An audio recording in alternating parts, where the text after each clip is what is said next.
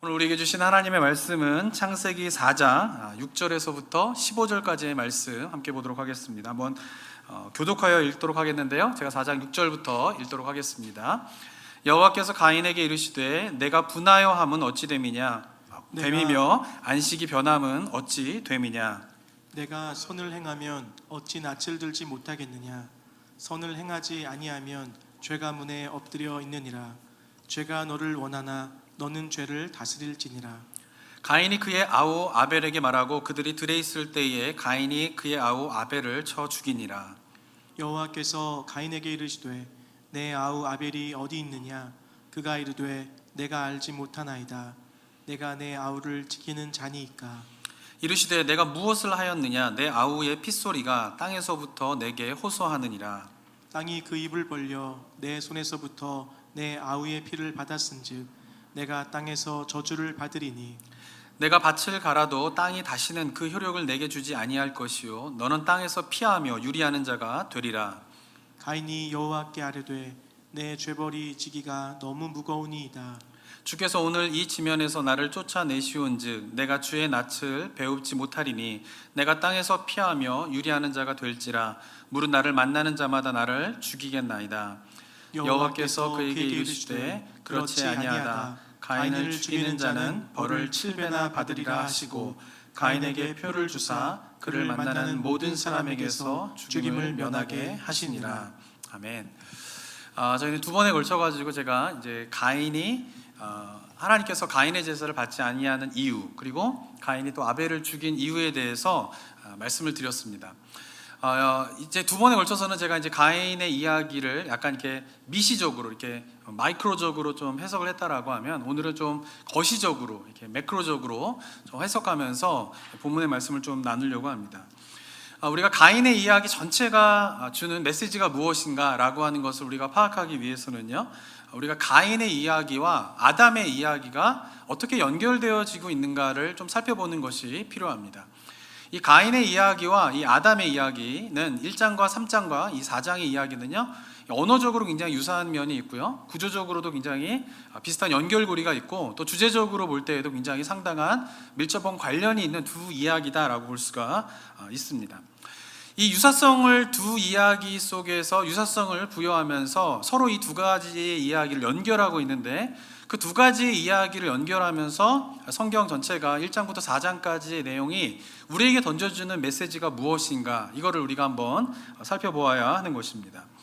자, 두 이야기 모두 한번 살펴보면요, 아담과 하와 그리고 가인과 아벨이라고 하는 두 명의 사람들이 각각 등장하게 됩니다.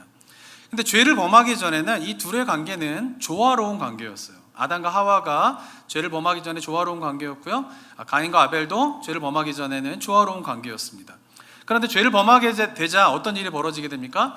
아담과 하와가 서로 상대방을 타칠하게 되고요, 그리고 가인과 아벨은 죽이는 그런 끔찍한 일을 벌어지게 되면서 둘의 관계의 조화가 깨어지게 되는 일들이 벌어지게 됩니다. 그리고 또 공통점을 찾아보게 되면은 각각의 죄가 벌어지기 전에 하나님께서는 어떻게 하시냐면 경고의 말씀을 하시게 됩니다. 자, 그런데 경고의 말씀을 가만히 보면요, 아담에게 주신 경고보다 가인에게 주신 경고를 보면 더 구체적인 죄에 대한 언급을 하는 것을 볼 수가 있습니다. 먼저 2장 17절에 보면은 아담이 선악과를 먹기 전에 하나님께서 경고의 말씀을 주십니다. 선악을 알게 하는 나무 열매를 먹지 말아라, 경고가 있었던 것이죠. 그러니까 죄를 범하기 전에 언제나 하나님의 경고가 있습니다. 그리고 4장 7절에 보면은 가인에게도 가인이 아벨을 죽이기 전에 어떤 경고를 하십니까? 죄가 문에 엎드려져 있느니라. 이 말은 무슨 말이냐면은 죄가 지금 네 안에서 꿈틀대고 있는 것에 대해서 그 죄가 일어날 것이라고, 그러니까 그 죄를 네가 범하지 말아야 된다라고 하는 경고를 하시는 것이죠. 그런데 아담보다 어떻게 해요? 가인의 경고가 더 구체적이에요. 죄를 짓지 말아라, 구체적으로 이야기를 하시게 되는 것이죠. 왜냐하면 아담보다 가인이 죄에 대한 욕망이 더 커졌기 때문이다라고 하는 것입니다. 그리고 죄를 범하고 난 다음에 하나님께서 아담과 가인에게 똑같이 물어보십니다. 어떻게 물어보세요? 아담에게 내가 어디 있느냐라고 물어보시고요, 가인에게도 내 아우 아벨이 어디 있느냐라고 물어보시게 됩니다. 그런데 이에 대한 반응이 어떻게 됩니까? 아담은 3장 7절에 보면은 내가 벗었으므로 두려워하여 숨었나이다 라고 반응합니다. 아담은 어떻죠? 죄에 대한 인식이 그래도 있었던 것이에요. 그래서 어떻게 해요? 부끄러워서 정말, 그래서 어떻게 해요? 숨는 그런 반응을 보였습니다. 그러나 가인의 반응은 어떻습니까? 내 아우 아벨이 어디 있느냐라고 하는 하나님의 질문에 내가 아우를 지키는 자니까 라고 신경질적인 반응을 보이고 있는 것이죠. 하나님께서 가인에게 내 아우 아벨이 어디 있느냐라고 물어보신 이유가 무엇 때문이겠어요? 정말 아벨이 어디 있는지가 궁금해서 하나님께서 물어보시는 걸까요? 아닙니다. 가인이 어떻게 하는 거예요? 죄를 인정할 기회를 주는 것이에요.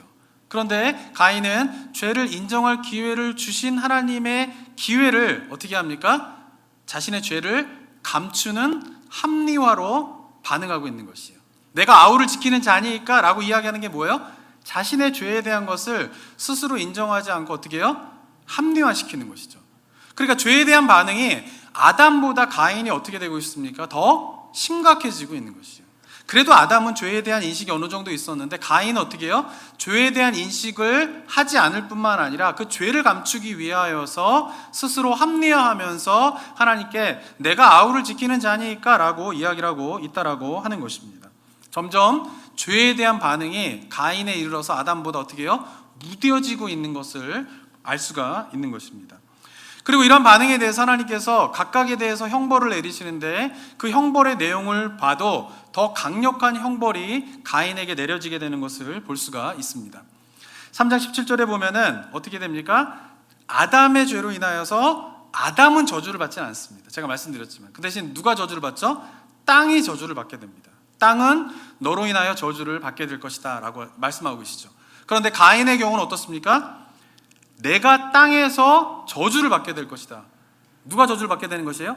가인이 저주를 받게 되는 것이에요. 그러니까 저주의 강도가 어떻게 해요? 죄를 거부하는 것이 더 강해지니까 죄에 대한 형벌의 강도도 점점 강해지는 것을 볼 수가 있습니다. 그리고는 어떻게 합니까? 3장 17, 18절에 보면 아담에게는 너는 종일토록 수고하여야 그 소산을 먹을 것이요. 그러니까 소산을 얻기는 얻는데 어떻게 해요? 수고해야지만이 소산을 얻게 되는 형벌이 주어지게 되는데 가인에게는 어떻습니까? 내가 밭을 갈아도 땅이 다시는 어떻게 해요? 그 효력을 내게 주지 아니할 것이라는 거예요. 아담은 노력하면 소산을 얻을 수 있는데 가인은 어떻게 해요? 노력해도 안 된다라고 하는 것이에요. 그러면서 오히려 땅과 가인의 관계가 완전히 분리되어지게 되면서 너는 땅에서 피하며 유리하는 자가 될 것이다 라고 형벌을 내리고 있는 것이죠. 형벌의 강도도 어떻습니까? 더 강해지고 있는 것이에요. 그리고는 하나님께서 둘 다 내쫓으시는데 하나님이 그 사람을 쫓아내시고 에덴 동산 동쪽에 그룹들과 두루 도는 불을 칼을 두심으로 어떻게 해요? 에덴 동쪽으로 떠나서 하나님과 어떻게 해요? 분리된 삶을 아담이 살게 되게 됩니다. 그런데 가인은요, 주께서 오늘 이 지면에서 나를 쫓아내시온즉, 가인도 쫓아낸 것이에요. 그런데 가인이 어디로 갔냐 하면은 오늘 본문을 읽지 않았지만 4장 16절에 보면은 에덴 동쪽 놋 땅에 거주하게 되었다라는 것이죠.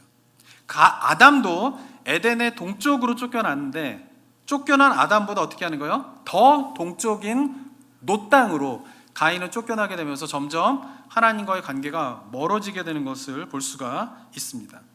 그리고 마지막으로 보면요, 아담과 하와는 죄를 저지른 이후에 무화과로 옷을 해입음으로 스스로가 자신을 보호하려고 합니다. 그런데 이제 4장 16절 후반부를 보게 되면은 가인은 죄에 대한 심판을 받은 후에 그들만의 성을 쌓기 시작합니다. 가인의 후예들이. 그러면서 자신을 보호하려고 하는 것이죠. 근데 가인의 성은요, 이게 단순히 자신을 보호하기 위한 그런 성을 쌓는 의미를 넘어서서 이건 뭐냐면 철저한 하나님과의 분리를 의미합니다. 그래도 보세요. 아담과 하와가 쫓겨나고 난 다음에는 가인과 아벨과 하나님이 어떻게 하시죠? 대화를 하세요. 그죠? 근데 가인이 범죄하고 난 이후에 가인이 후손들이 그들의 성을 쌓게 되면서 완전히 하나님과의 그들과의 대화는 단절되게 됩니다. 성경에 보게 되면. 그러니까 그들의 성을 쌓는 것은 뭐냐면 하나님과 완전한 단절로서 그들만의 성으로 들어가게 되는 것이죠. 그리고 이 창세기 1, 2장부터 이제 창세기 전체 그리고 성경 전체 속에서 이야기하는 중요한 주제는 뭐냐면은 하나님은 하나님의 나라를 세워 가시는 것이에요. 그의 백성들을 통하여서. 그런데 가인의 후예들은 어떻습니까? 그런 하나님의 나라에 동참하지 아니하고 어떻게 해요? 가인의 후손들이 그들만의 성을 쌓으면서 하나님의 성과 완전히 대치되는 방향으로서 그들이 분리되어지는 것을 이제 창세기 앞으로 더욱더 강해지는 모습을 보게 됩니다. 자, 이처럼 아담의 이야기와 가인의 이야기는 굉장히 서로 유사하고 있지만 다른 특징은 무엇이냐면 아담의 이야기보다 가인의 이야기가 어떻게 해야 되는 거예요? 더 심화되고 있습니다. 뭐에 대한? 죄에 대한 심각성이 점점 더 심화되고 있다라고 하는 것이죠. 그리고 이러한 모습은 점점 세대를 거듭해 갈수록 어떻게 하고 있어요? 죄에 대한 것이 점점 심화되고 있는 것을 성경은 미리 아담과 가인의 비교를 통하여서 이야기하고 있다라고 하는 것입니다. 사랑하는 성도 여러분, 가인과 아담의 이야기를 통하여서 우리가 깨달아야 할 중요한 사실이 무엇일까요? 이제는 모든 아담 이후의 모든 인간은 죄 가운데 거하게 되었다라고 하는 것입니다. 어쩌면 기독교의 가르침 가운데에 현대인들이 가장 인정하고 싶지 않는 내용은요, 모든 사람이 죄인이다라고 하는 가르침일 것이에요.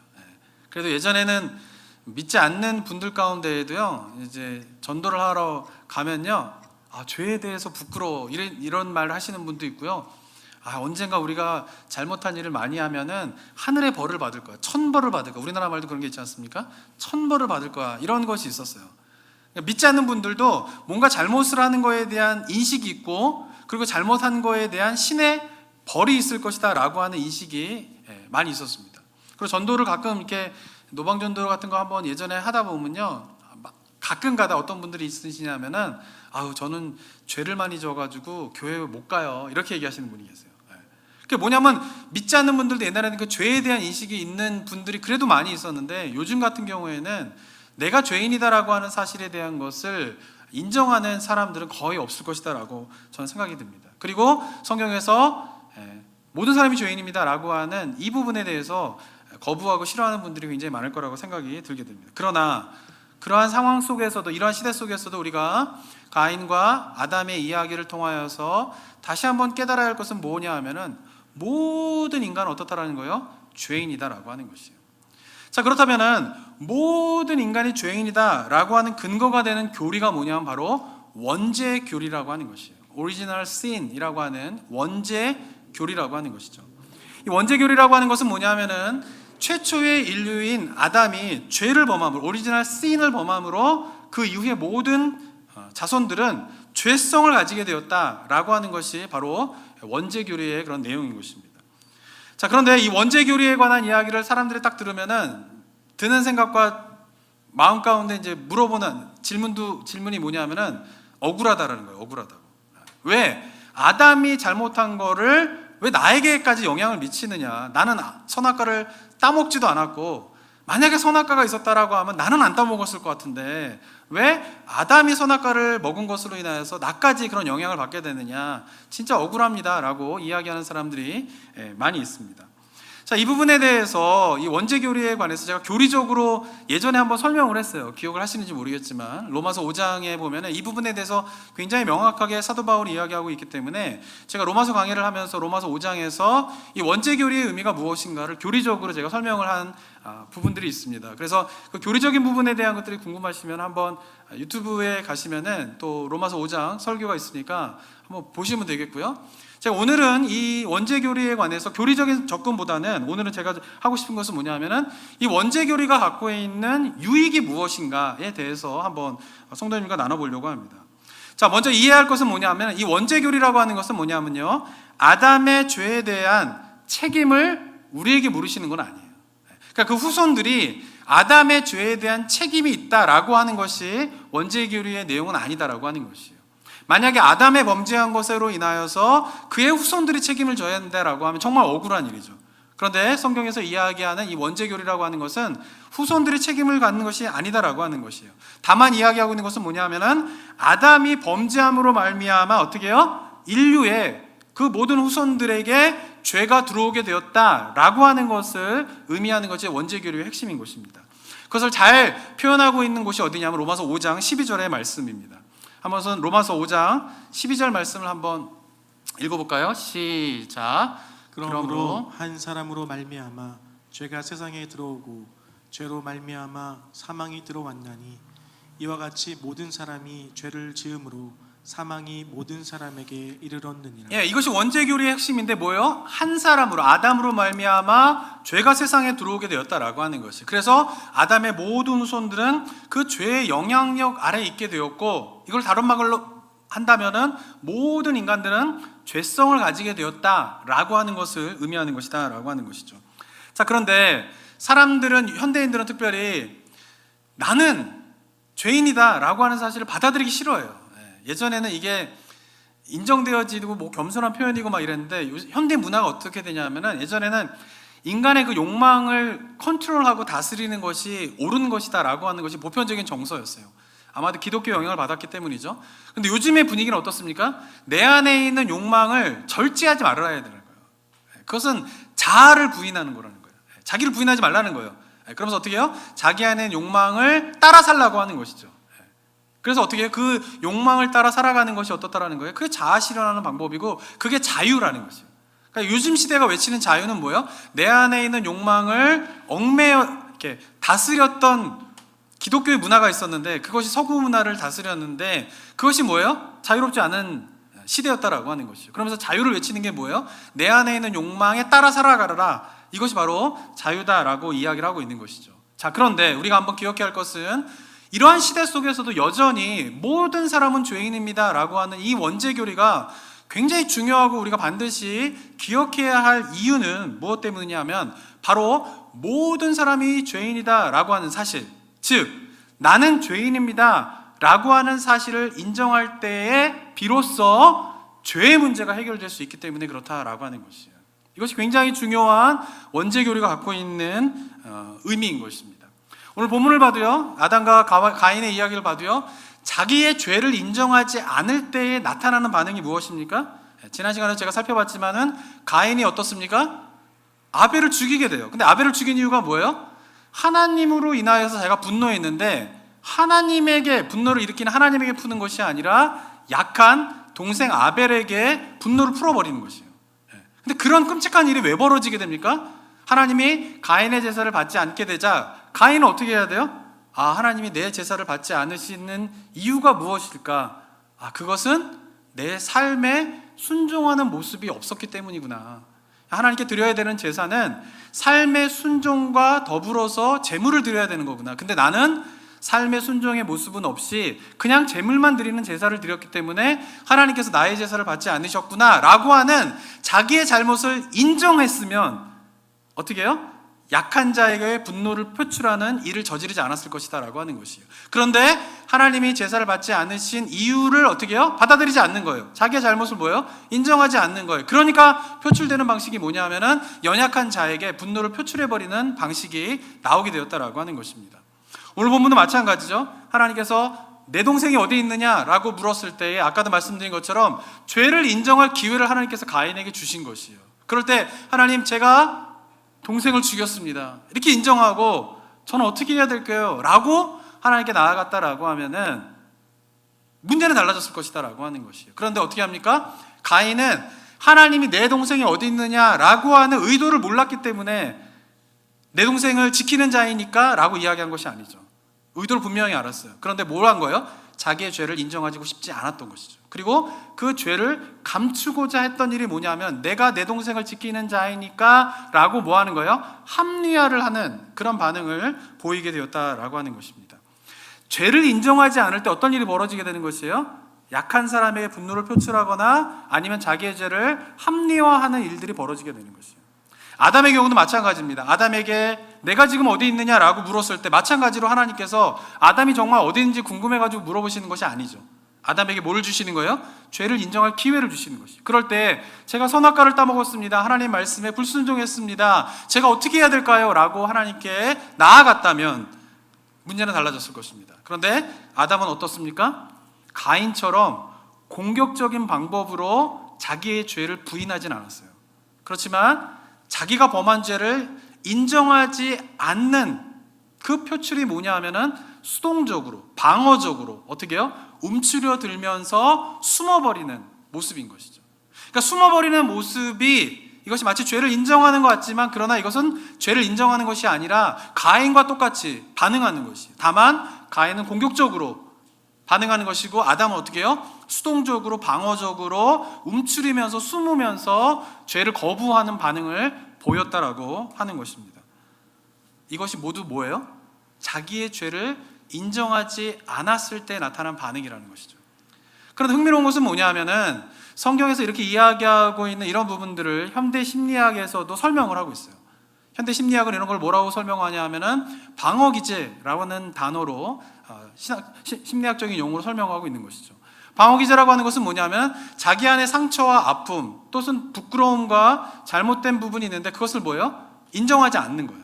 그리고 오히려 감추려고 했을 때에 드러나는 반응이 뭐냐면은 그게 방어기제인 것이에요. 합리화를 한다든가 다른 사람한테 분노를 표출하게 된다든가 아니면 움츠려든다든가 숨어버린다든가 표현하고 있지 않지만 그런 식으로 어떻게 해요? 내면에 병이 생기면서 분노가 잦아지게 되고 우울감에 빠지게 되고 어떻게 사람들과의 관계에 문제가 생기게 되는 그런 일들이 현대인이 겪고 있는 심리적인 문제인데 그 모든 것들이 뭐라는 거예요? 방어기제 때문에 그렇다라고 하는 것이에요.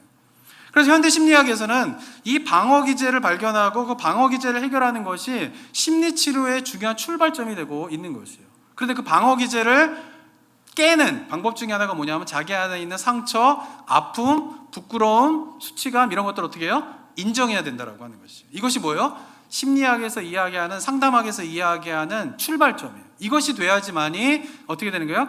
심리치료가 이루어지게 되고 실제로 심리치료하는 것을 보게 되면은 자기의 부끄러움과 상처와 아픔 이런 것들을 인정하고 그것을 받아들이면 절반 이상이 치료가 됩니다. 아무것도 안 했는데. 그러니까 심리치료의 핵심은 뭐냐 하면은 자기 안에 있는 아픔과 상처와 부끄러움이 있다라고 하는 것을 인정하는 데에 거의 60-70%의 시간 노력을 들어요. 그것만 인정하면 어때요? 문제가 풀리는 거예요. 근데 그게 인정되지 않으면 어떻게 해요? 아무리 심리적인 그런 부분에 대해서 노력하고 해결하려고 해도 절대 해결할 수가 없다라고 하는 것이죠. 자, 그런데 성경에서 이야기하고 있는 원죄 교리의 의미가 뭐예요? 현대 심리학이 지금 하고 있는 심리치료의 방법을 그대로 이야기하고 있는 것이에요. 뭐예요? 모든 사람이 죄인이라는 것이에요. 그리고 그 죄를 인정하게 될 때에 뭐예요? 아담과 가인과 같은 반응을 보이지 않고 인간이 겪는 삶의 문제를 해결할 수 있다라고 하는 것을 이야기하고 있다라고 하는 것입니다. 결국 내가 죄인이다, 모든 사람이 죄인이다라고 하는 이 원죄 교리를 인정하는 것은, 받아들이는 것은 바로 영적인 부분에만 유익한 것이 아니라 어떻게 했습니까? 우리 일상적인 삶을 살아가는 데에, 그것도 건강한 삶을 살아가는 데에 유익한 것이 바로 이 원죄 교리다라고 하는 것이에요. 그래서 우리가 점점 교회에서 내가 죄인이다라고 하는 고백이 옅어지고 있어요. 한번 성도님들 한번 생각해 보시기 바랍니다. 언제 내가 정말 하나님 앞에서 내가 정말 부끄러운 죄인입니다 라고 하는 것을 인정하면서 기도하며 하나님 앞에 눈물로 나아갔던 적이 언제십니까? 그냥 하나님 좋은 분이시고 하나님 나를 사랑하시는 분이시고 라고 하는 것 속에서 우리가 놓치고 있는 것은 나는 죄인입니다, 나는 부끄러운 죄인입니다 라고 하는 이 고백이 우리 신앙생활 속에서 점점 옅어지고 있는 것은 아닌지 돌아보시기 바랍니다. 그리고 이 사실을 고백하며 나아가는 것이 얼마나 중요한 것인가를 오늘 말씀을 통하여서 새롭게 깨닫게 되는 은혜가 있게 되기를 소망합니다. 자, 가인과 아담의 모습에서는 나타나지 않지만 죄인임을 인정하지 않을 때에 나타나는 또 하나의 반응이 있어요. 그것을 심리학적인 용어로는 투사라고 이야기를 합니다. 투사라고 하는 것은 뭐냐면은 하나의 방어기제의 한 모습인데 그것은 뭐냐면은 내가 잘못한 것을 감추기 위하여서 비슷한 잘못을 한 사람 또는 잘못을 한 사람에게 비난을 쏟아내는 것이에요. 그러니까 누군가가 잘못을 하면 거기에 대해서 막 비난을 하는데 그 비난을 하는 이유 중에 하나가 뭐냐면 자기가 잘못한 것을 감추기 위해서 비난을 막 쏟아내는 것이에요. 그것이 바로 투사라고 하는 심리학적인 용어예요. 자, 그런데 요즘에 보면은 사회적으로 정말 일어나서는 안 되는 일들이 굉장히 많이 일어나게 됩니다. 그러면서 사람들은 점점 어떻게 돼요? 그 일을 일으킨 사람에 대해서 막 비난을 쏟아내요. 저는 요새 그 인터넷이나 이런 데 보면은 그 사람들이 익명으로 자기의 그러니까 누구인지를 밝히지 않고 막 사람들을 비난하는 글을 쏟아내는 것을 보면은 와, 인간이 얼마나 이렇게 잔인할 수 있을까라는 생각을 많이 갖게 됩니다. 물론 그 비난을 받을 만한 잘못을 한 사람의 죄를 드러내고 그 죄에 대한 형벌을 받게 하는 것은 굉장히 중요합니다. 그 성경적인 가치이고 정의로운 사회를 위하여서 필요한 일입니다. 그런데 문제는 뭐냐면 그런 일을 저지르고 그런 일을 발생할 때마다 사람들이 막 엄청난 비난들을 막 쏟아내는데 그 비난을 그렇게 쏟아내는 이유가 무엇인가를 우리가 한번 봐야 된다라고 하는 것이에요. 그 이유 중에 하나가 뭐냐면은 정말 공의롭고 정의로운 마음 속에서 막 비난을 쏟아내는 것보다는 어떤 것이에요? 자기의 죄를 감추기 위하여서 막 비난을 쏟아내는 것이. 그러면서 그렇게 비난을 쏟아내는 경우에 마음속에 갖고 있는 생각이 뭐냐 하면은 나는 절대 저런 일을 저지르지 않아. 그러니까 그거에 대한 자신감이 있으면 비난이 막 쏟아지는 것이에요. 그러니까 비난이 점점 쏟아진다라고 하는 것은 뭐냐 하면은 누군가를 향하여서 막 비난을 한다라고 하는 것은 뭐냐면 다시 바꿔 말하면 마음속에 자신감이 있는 거예요. 무슨 자신감이냐 하면 나는 절대 저런 일을 하지 않아. 그러니까 막 비난할 수 있는 것이에요. 만약에 나는 절대 저런 일을 하지 않아 라고 하는 생각이 사라진다라고 하면 다른 비난이라고 하는 것은 어쩌면 부정적이지만 어쨌든 성경에서 이야기하는 건강한 죄를 지적하고 그 죄에 대한 심판을 내리는 그런 방향으로 흘러가게 되는데 나는 절대 죄를 짓지 않아 라고 하는 마음속에 생각이 있으면 어떻습니까? 사람들의 마음을 막 후벼 파는, 그리고 심지어는 그 비난으로 사람들이 실족하게 되는 그런 비난들을 막 쏟아나게 된다라고 하는 것이에요. 그러나 우리가 원죄교리를 안다면 우리는 어떻습니까? 나는 절대 저런 일을 저지르지 않아 라고 말할 수 있는 사람은 아무도 없다는 것이에요. 왜냐하면 성경에서는 모든 사람은 죄인이다 라고 이야기하고 있기 때문에 그렇다라고 하는 것입니다. 제가 책 하나를 한번 소개해드리고 싶은데요, 예루살렘의 아이만이라고 하는 책이 있습니다. 예루살렘의 아이만이라고 하는 책이 있는데 이 책은 뭐냐면은 저자는 한나 이렌트라고 하는 정치 철학자인 여성이 쓴 글입니다.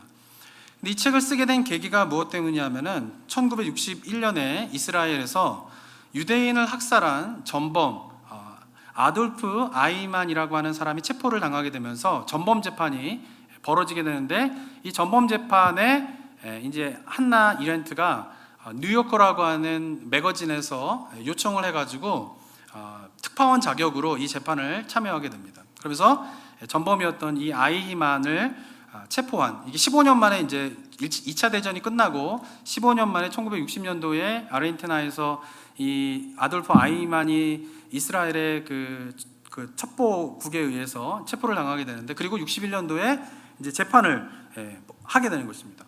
근데 이 재판을 하게 되면서 이 전범 재판을 하게 될 때에 당시에 37개국에, 저는 그때 뭐 태어나지 않았으니까 모르지만 이때 37개국의 생방송으로 이 재판이 다 중계가 되게 됩니다.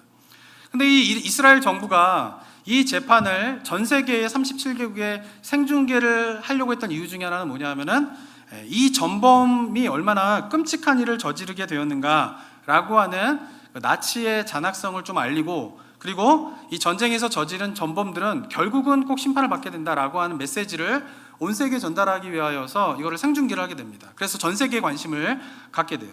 그런 가운데에서 이제 한나 이렌트가 이 재판을 참석하게 됩니다. 자, 그런데 이렌트를 비롯해가지고 전 세계 사람들은요, 이 아돌프 아이만이라고 하는 사람이 끔찍한 유대인 학살이라고 하는 일을 저질렀기 때문에 이 사람은 정말 딱 봐도 우락부락한 체구의 아마 범죄자의 모습일 거다라고 생각을 하고 있었습니다. 그런데 막상 재판이 전 세계에 중계가 되면서 그의 모습을 보고는 전 세계 사람들이 놀라게 돼요. 왜냐하면은 그의 모습은 너무나 평범한 동네 아저씨의 모습이었기 때문에 그래요. 그리고 그 외모를 보면은 너무나 왜소한 모습이었던 것이죠. 그러면서 이 평범한 사람이 끔찍한 범죄를 저질렀다라고 하는 사실에 대해 사람들이 의아하게 반응을 하게 됩니다. 그런데 이 사람이 변론하는 내용을 통하여서 전 세계 사람들이, 그리고 한나 이렌트가 충격을 받게 되는데, 충격을 받은 이유는 뭐냐면은 이 사람이 주장하는 게 뭐냐면 나는 무죄입니다 이렇게 주장을 하는 것이에요. 끔찍한 유대인들의 학살을 저질렀는데 그 주역이었는데 나는 무죄입니다 이렇게 주장을 하는 것이에요. 그러면서 신 앞에서는 유죄라고 느끼지만 법 앞에서는 나는 죄가 없습니다 라고 이야기를 하게 됩니다. 자, 그러면서 사람들이 깜짝 놀라게 돼요. 이 사람이 완전히 미쳤구나. 그러면서 어떻게 하냐면은 정신 감정을 받게끔 합니다. 이 사람이 정신적으로 좀 문제가 있는 것 같다. 그런 끔찍한 일을 저지르고도 나는 아무런 잘못이 없다라고 이야기하는 거 보니까 이 사람은 정말 정신적으로 문제가 있다라고 하는 그런 생각 가지고 정신 감정을 의뢰하게 됩니다. 근데 정신 감정을 6명이서 하게 되는데요. 정신 감정을 한 사람들의 반응은 뭐냐면요. 이 사람은 지극히 정상이라는 것이에요.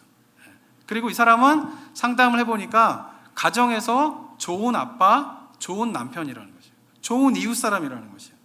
그리고는 그 정신 감정을 한 성직자가 있는데 그 성직자는 뭐라고 얘기하냐면 이 사람은 매우 긍정적인 사고를 가진 사람입니다 라고 평가를 하는 것이에요. 뿐만 아니라 이 아이만을 만났던 사람들의 이야기를 들어보니까 이 사람은 어떤 사람이냐면은 누군가가 손에 피를 흘리게 되면은 그 피를 흘린 것을 참아보지 못했대요. 너무 마음이 약해가지고. 누군가에게 다쳐서 부러졌다 그러면은 그 부러진 모습을 마음이 약해서 보지 못했던 사람이라는 것이에요. 그리고 유대인들에 대해서 이제 생각을 할 때 유대인들에게 미안한 마음 한 가지가 있었는데 그건 뭐냐면은 유대인을 관리하던 유대인 지도자와 이렇게 말 다툰 그때 유대인 지도자를 한번 뺨으로 이렇게 때린 적이 있었대요. 그런데 때리고 난 이후에 두고두고 평생 내가 그때 왜 그 사람의 뺨을 때렸을까라고 하면서 후회할 그런 마음을 가진 굉장히 마음이 연약한 사람이었다라고 하는 것을 알려지게 됩니다. 그 사람들이 충격에 빠졌어요. 한나 이렌트도 어떻게 이렇게 평범하고 이런 사람이 그렇게 끔찍한 일을 저지를 수 있을까라고 하는 부분에 대해서 의아심을 갖게 됩니다. 그러면서 재판이 계속 진행되면서 아이만이 이렇게 이야기를 합니다. 재판에서 물어보는데요. 질문을 이렇게 질문하고 재판관이 수많은 유대인을 학살한 자신의 죄를 인정합니까? 라고 물어봅니다. 그러자 아이만이 대답하는 것이 뭐냐면 저는 무죄입니다. 저는 잘못이 없습니다. 군인으로서 지시받은 업무를 성실히 수행했을 뿐입니다. 제가 고아내는 열차 덕분에 시간 낭비 없이 일을 처리할 수 있었죠. 이 사람은 뭐냐면은 아우슈비츠 그 수용소로 보낼 때 그 수송 담당을 했던 일을 했던 사람이 아이만입니다. 그런데 저는 단 한 사람도 제 손으로 죽이지 않았고 죽이라고 명령하지 않았습니다. 저는 유대인을 미워하지 않습니다. 이렇게 대답을 하는 것이에요. 그러고 난 다음에 또 질문하기를 그렇다면 죽음을 방관하여서 양심의 가책을 느끼진 않습니까? 라고 재판관이 물어보자 이 사람이 어떻게 대답을 하냐면 나는 월급을 받으면서도 주어진 일을 열심히 하지 않았다면 양심의 가책을 받았을 것입니다 라고 대답합니다. 이 말이 무슨 말이냐 하면은 자기는 그냥 공무원이었다라는 것이에요. 공무원이 해야 될 일은 뭐냐면 나라에서 돈을 받게 되면 그냥 나라에서 시키는 일을 하는 것이 공무원의 책임이고 나는 그냥 공무원으로서 해야 할 일을 한 것 뿐이지 나는 유대인들을 미워하지도 유대인들을 죽이지도 않았습니다. 그렇기 때문에 나는 무죄입니다 라고 증언대에서 증언을 하게 됩니다. 결국은 근데 이 사람은 33번의 재판을 받게 되면서 이 사람은 결국 사형 언도를 내리게 되고 사형 집행을 이제 받게 됩니다. 그런데 이 재판이 끝나고 난 이후에 한나 이렌트를 비롯한 전 세계 사람들이 충격에 빠진 것이에요. 그 한나 이렌트도 고민을 합니다. 어떻게 정말 악랄할 것 같았고 딱 재판의 모습을 보면은 이 사람은 정말 이런 끔찍한 죄를 저지를 만한 사람이다라고 하는 것을 전 세계에 보여주고 싶었고 이스라엘은 그리고 한나 이렌트도 그런 사람 마땅히 그런 범죄를 저지르려게 마땅한 사람이다라고 하는 것을 확인하고 싶어서 그 재판을 참여했는데 그 재판을 참여하면서 전 세계 사람들도 그러고 한나 이렌트도 그러고 그 사람은 그렇게 악랄한 사람은 아니었다라는 것이에요.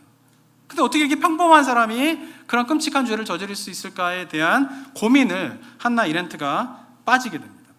그러면서 한나 이렌트가 그런 고민 속에서 탄식을 하게 된 그리고 이제 법정에 그때 그 재판할 때 법정에 섰던 아우슈비츠의 유대인 생존자 중에 한 사람이었던 사람이 아이만을 재판 과정 가운데 막 지켜보면서 증언하는 게 뭐냐면은 이렇게 증언을 합니다. 아이만이 저렇게 평범한 사람이었다니, 저렇게 평범한 사람이 그 수많은 무고한 사람을 가스실로 집어넣었다니 너무나 충격적이다라고 아우슈비츠 생존자도 그렇게 이야기를 하는 것이에요.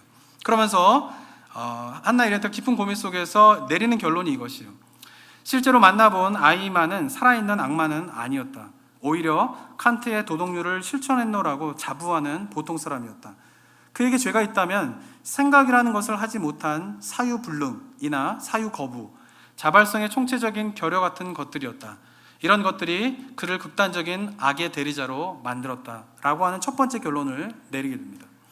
그럼 두 번째로 이야기하는 것은 뭐냐면은 악이란 뿔 달린 악마처럼 별스럽고 괴이한 존재가 아니며 사랑과 마찬가지로 언제나 우리 가운데에 있는 것이다. 타고난 악랄한 사람만이 악을 행하는 게 아니라 누구나 아이만이 될 수 있다. 현실과 타협하거나 굴복한다면, 그리고 타인의 아픔에 무감각하다면 누구나 아이만과 같은 악랄한 죄를 저지를 수 있다라고 이 책에서 결론을 내리게 됩니다. 저는 이 한나 이렌트가 내린 두 가지의 결론에 대해서 한번 우리가 생각해 봐야 된다고 생각합니다. 첫 번째, 그녀가 내린 결론은 뭐냐 하면은 생각의 부재가 아이만의 죄였다라고 하는 것이에요. 그 무슨 말이냐 하면은 아이만의 증언처럼 아이만은 공무원이었기 때문에 나라에서 시키는 일을 그냥 충실하게 한 것뿐이다라고 이야기를 하고 있어요. 그것은 어쩌면 맞는 이야기일 수 있어요. 그런데 한나 이렌트가 지적한 것은 뭐냐 하면은 공무원으로서 충실하게 그 일을 하는 것은 맞는 일이지만, 그러나 그 일로 말미암아 유대인들이 얼마나 많이 죽음에 이르렀는가에 대한 생각을 했다면, 그것에 대한 생각을 했다면 그런 끔찍한 일은 벌어지지 않았을 것이다 라고 하는 것이에요. 그래서 아이만의 죄는 뭐냐 하면 바로 생각을 하지 않은 것이 바로 사유의 부재, 그것이 바로 그의 죄이다라고 이야기를 하고 있는 것이죠. 그러면서 이것은 아이만에게 이야기한 것이 아니라 당시 2차 대전 때 있는 모든 독일 국민에게 해당되는 이야기다라고 이야기를 합니다. 그러면서 독일 국민들도 어때요? 히틀러가 지도자였기 때문에 국민으로서 국가의 지도자를 따르는 것이었어요. 그런데 그 국민들이 2차 대전에 생각하지 못했던 것은 뭐예요? 그렇게 국민으로서 지도자를 따른 그 일로 인하여서 엄청난 끔찍한 대학살이 일어날 수 있었다라고 하는 것을 생각했다면 그런 일은 벌어지지 않았을 것이다라고 하는 것이죠. 그러면서 2차 대전의 독일의 국민들도 바로 사유의 부재가 있었기 때문에 이런 끔찍한 일이 일어나게 되었다라고 결론을 내리는 것이에요. 근데 저는 주목하고 싶은 것은 두 번째 결론이에요. 그녀가 내린 두 번째 결론이 뭐냐 하면은 모든 인간도 아이만과 같은 끔찍한 일을 저지를 수 있다라고 하는 것이에요. 그녀는 이것에 대해서 죄의 평범성이라고 하는 단어를 붙이게 됩니다. 죄의 평범성이에요. 죄는 특별하지 않다라는 거예요. 아까도 제가 보여드린 것처럼 사랑이 일반적인 거잖아요. 그 사랑과 마찬가지로 악은 어째요? 우리 가운데 언제나 있는 것이다 라고 하는 것을 그녀가 이야기하는 것이죠. 어떤 특별한 악랄한 본성이 있는 사람만 끔찍한 죄를 저지르는 것이 아니라 인간이라면 누구나 어떤 특정한 상황에 맞닥뜨리게 되면 저지를 수밖에 없는 죄의 평범성이 인간이 가지고 있는 특징이다라고 이야기를 하고 있습니다. 이 책은요, 당시에 굉장한 철학세계와 지성사회에 충격을 던져준 책이에요. 그리고 그 이후로도 인간이 누구인가, 인간론에 대해서 이야기할 때에 이 한나 이렌트의 죄의 평범성에 대한 것은 언제나 언급되는 주제이기도 합니다. 혹자들은 한나 이렌트가 아이만에게 속았다 이런 비판들도 요즘에는 많이 나오게 되고, 아이만은 정말 자기가 그렇게 생각한 것이 아니라 거짓말로 재판을 막 이야기한 건데 한나 이렌트가 거기에 속아서 이런 내용을 저질렀다 이런 비판들도 있게 되는데, 저는 근데 한나 이렌트가 이야기한 죄의 평범성, 이것이 굉장히 중요하다고 생각합니다. 왜냐하면 성경이 이야기하고 있는 것이 바로 이것이기 때문에 그래요.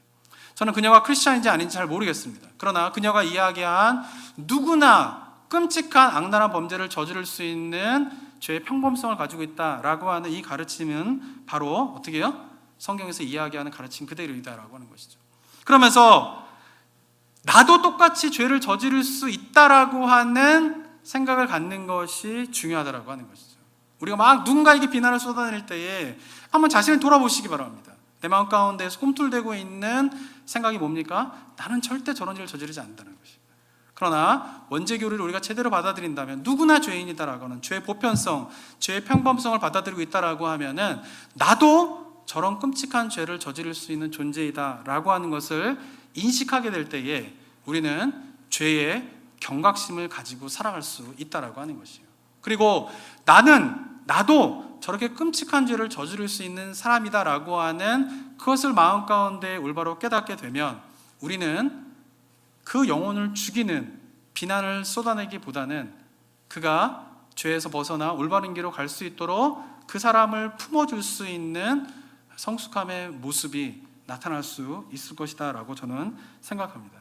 사랑하는 성도 여러분, 내가 죄인이라고 하는 사실을 인정하는 것, 이것은 성경 속에서 너무나 중요한 가르침이에요. 그리고 제가 말씀드린 것처럼 현대 심리학에서도 심리치료, 요즘에는 정신적인 문제가 많아가지고 정신과 치료, 심리치료 많이 받지 않습니까? 근데 기억해야 될 것은 그 심리치료의 출발점이 뭐예요? 내 안의 상처를 직면하는 거예요. 내 안의 아픔을 직면하는 것이에요. 그것을 인정하는 것이에요. 이미 성경에서 이야기하고 있고 그것이 가인과 아담의 이야기 속에서 이야기되고 있다라고 하는 것이죠. 그러나 현대 심리학이 자신의 죄와 상처와 아픔을 직면하는 것이 심리치료의 출발점입니다 라고 이야기하고 있지만 현대 심리학은 한계성이 있어요. 왜냐하면 나는 죄인입니다 라고 하는 것을 인정한다고 죄의 문제가 100% 해결되는 것이 아니기 때문에 그래요. 그것을 인정하는 것은 굉장히 중요합니다. 죄의 문제를 해결하는데, 심리적으로 치료를 받는데 굉장히 중요한 사실이에요. 그런데 더 중요한 것이 있는데 그것은 뭐냐면 나는 죄인입니다 해서 끝나버리는 것이 아니라 나는 죄인입니다 라고 하는 것을 인정하면서 또한 깨닫게 되는 것은 뭐냐면 내 안에 내가 해결할 수 없는 죄성이 내 안에 있다라고 하는 사실을 발견하게 되면서 나는 이 문제를 해결할 수 없고 이 문제를 해결할 수 있는 것은 오직 하나님의 은혜뿐입니다 라고 하는 깨달음에 이르게 되었을 때에 비로소 죄의 문제, 심리치료의 문제에 완전한 치유와 회복이 일어날 수 있기 때문에 그런 것입니다. 그 출발점은 무엇일까요? 나는 죄인입니다. 모든 사람은 죄인입니다 라고 하는 이 위대한 성경의 선언을 받아들임으로, 그리고 그 받아들임 속에서 그것을 받아들여야지만이 비로소 보이게 되는 하나님의 은혜를 붙잡음으로 나아갈 때에 우리에게 온전한 회복이 있게 되는 것입니다. 사랑하는 성도 여러분, 원죄 교리의 유익이 무엇입니까? 그것은 우리의 모습을 바라보고 하나님의 은혜를 붙잡으며 의지하게 되는 은혜의 방편으로서 원죄 교리를 우리에게 허락하셨다는 사실을 기억하시기 바랍니다. 사랑하는 성도 여러분, 우리 모두는 죄인입니다. 그리스도의 십자가가 없다면 우리 모두가 죄인이라고 하는 이 사실은 절망이에요. 절망. 그러나 예수 그리스도의 십자가를 아는 자들은 나는 죄인입니다 라고 하는 고백이 얼마나 영광스럽고 얼마나 우리의 삶을 풍요롭게 만들며 얼마나 우리의 삶을 건강하게 만드는가를 알기에 날마다 십자가 앞에서 나는 죄인입니다, 주의 은혜를 허락하여 주시옵소서 라고 하는 기도가 우리 삶 가운데에 매일매일 새롭게 고백되어질 줄을 믿습니다. 그러한 은혜의 고백이 사랑하는 우리 성도님들 가운데에 있으면서 힘들고 어려운 시간 영적으로 더욱더 강건해지고 주님의 은혜를 깊이 있게 들어가게 되면서 영적으로 더욱더 굳건해지게 되는 은혜가 사랑하는 우리 성도님들 가운데 있게 되기를 주님의 이름으로 축원합니다. 함께 기도하겠습니다. 이 시간 기도하며 나아갈 때에 사랑하는 성도 여러분, 나는 죄인입니다, 이 고백이 우리 마음 저 깊은 데서부터 솟아오르고 있습니까? 그리고 더 나아가서는 나는 죄인입니다 라고 하는 사실을 인정하면서 이 죄는 내가 도저히 해결할 수 없는 것입니다. 그래서 나는 하나님의 은혜가 필요한 존재입니다. 주님, 나에게 하나님의 은혜를 부어주십시오. 하나님의 은혜가 아니면 내가 살아갈 수 없습니다. 이것은 연약한 존재가 고백하는 탄식이 아니라 하나님의 은혜를 있어야지만이 내가 살 수 있다라고 하는 구원에 참된 의미를 깨달은 자만이 고백할 수 있는 강력한 고백입니다. 바라는 이 시간 그 고백을 드리며 하나님 앞에 나아가는 우리 성도님들 되셨으면 좋겠습니다. 함께 기도하겠습니다. 아버지 하나님, 은혜 감사드립니다. 주님, 나는 죄인입니다. 아버지, 내가 날마다 주님의 십자가 앞에 하나님의 사실을 고백하며 하나님 나아갑니다. 아버지, 나도 저렇게 끔찍한 죄를 저질 수 있는 그 죄가 내 안에서 움틀거리고 있고 그것이 끊임없이 내 안에서 나를 끌어집어 있는데 주님의 십자가의 은혜로 말미암아 내가 이렇게 살아가고 있습니다. 주님의 십자가의 은혜가 아니면 내가 얼마나 잔인해질 수 있으며 내가 얼마나 아버지여 정말 하나님 앞에서 험한 말을 쏟아낼 수 있어요. 내가 정말 하나님의 그런 은혜가 아니면 사람들에게 얼마나 큰 상처를 줄 수 있는 존재인가를 다시 한 시간 고백하며 나아갑니다. 하나님, 나는 죄인입니다. 나에게 은혜를 허락하여 주시옵소서. 이 시간 하나님, 우리 성도님 가운데 정말 하나님의 은혜를 구하며 나의 죄를 고백하며 겸손하게 하나님의 은혜를 구하며 나아가는 주의 백성들의 아버지 고백과 믿음 속에 하나님의 은혜를 허락하여 주시옵소서. 각 가정마다 기도하며 예배를 드리고 있지만 하나님 아버지 각 가정마다 드리는 아버지 귀한 은혜가 하나님 아버지 건강한 나라가 아버지여 은혜가 있을 수 있도록 주께서 도와주시고 인도하여 주셨다서 감사드립니다.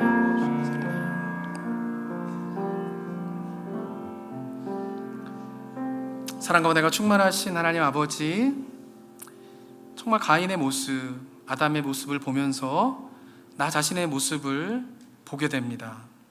죄를 인정하고 싶지 않아서 다른 사람에게, 연약한 자에게 분노를 쏟아내고 참 하나님 앞에서조차도 합리화로 변명을 하며 움츠러들어 숨어들게 되고, 그리고 잘못한 사람들을 향하여서 나는 절대 저런 죄를 저지르지 않아, 나는 저런 사람 아니야, 나는 저들과 달라 라고 하는 마음속에서 정말 영혼에 상처를 주는 비난을 쏟아내는 그 모습이 나의 모습임을 주님 앞에 고백합니다.